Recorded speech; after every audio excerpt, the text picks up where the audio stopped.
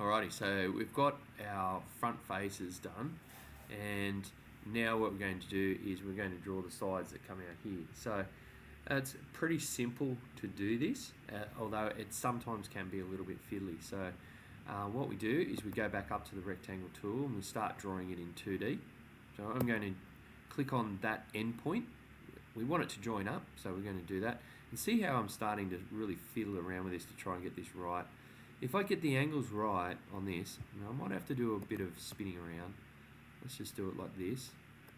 Now, if I go back to this, if I get the angles right, I should be able to come out here like this. Now, you'll notice down on my dimensions, we want 67, and we want it to go 170 wide. So, comma 170 wide, and it comes out there like that. So, if you have a look here, you can see that I'm drawing this here, but the problem is that on this one here it's right, so you can see there, but there's no line there, and we're going to make sure that that line's there, and there's no line there, and there should be a line on there as well to show that side. But I'm doing it the other way, which is what is recommended that we do. So we put that on the inside. We can put it on the outside or we can put it on the inside. It doesn't matter in the drawing. So we're going to go ahead and do it that way.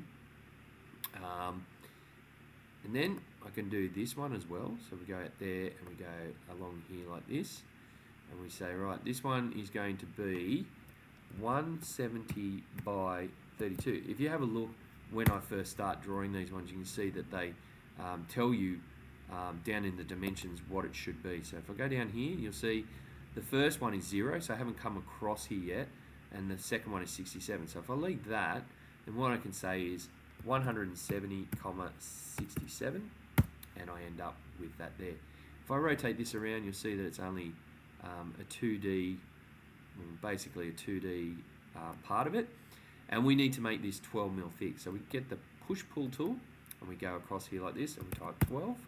We do the same to this one, as we've done before, 12. We do the same to this one, whoop, and we go 12, and we've got that. Now, we'll just check and make sure that this isn't hollow, and it isn't, but sometimes it does become hollow. So what we would do is just go from this point to this point and fill in that gap if it went hollow. I had a bit of trouble the last time I was doing it, and I wanted to make sure it was absolutely perfect, and I fiddled around too long and then eventually just gave up. Now what we need to do is we need to do the next sides. So I'm going to do them now, and what we do is we go from this end point, and we go down here, and we're going to go across here like this. Now you see that it gets a little bit fiddly, so what we have to do is maybe I need to change the orbit of this. So I'm going to do it like that, and then get that end point, and then go here, and then start going across. And if I look down, I can see that it's not doing quite what I want it to do, because I can tell in the dimensions that it's not right. Alright, so let's say, alright, now that's starting to do it, and you can see down in the dimensions it says 67 by 6. We want 67, 300, because that's 67 300 mils long.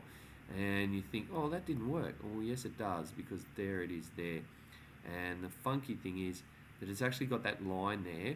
And so what we would do now is, I know this sounds a bit weird, but we're going to come out here 12 mils, right, like that. And then if we rotate this a little bit, we'll go out here 12 mils as well. So this one here, and we come across here 12 mils. And then we've got that piece there like that.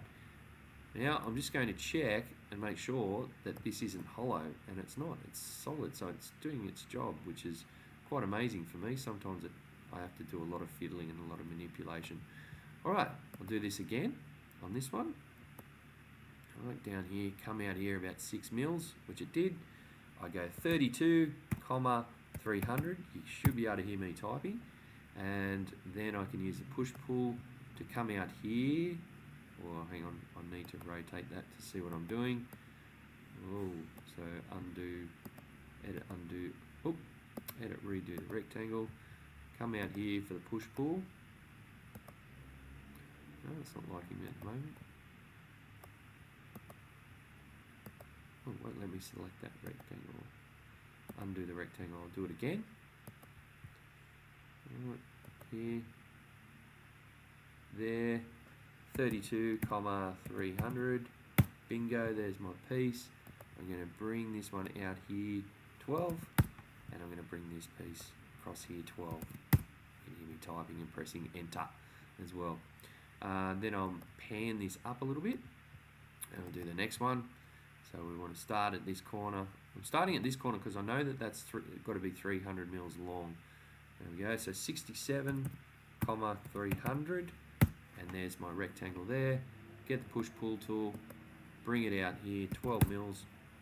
Get the push-pull tool, bring it out here 12 mils, and then we have the starting looking like our box crate design. All we have to do now is fill this part in and bring that out, as I'll push that in this time, and then we've got to do some pillars and a base. So I'm going to stop this video and then do the next sides.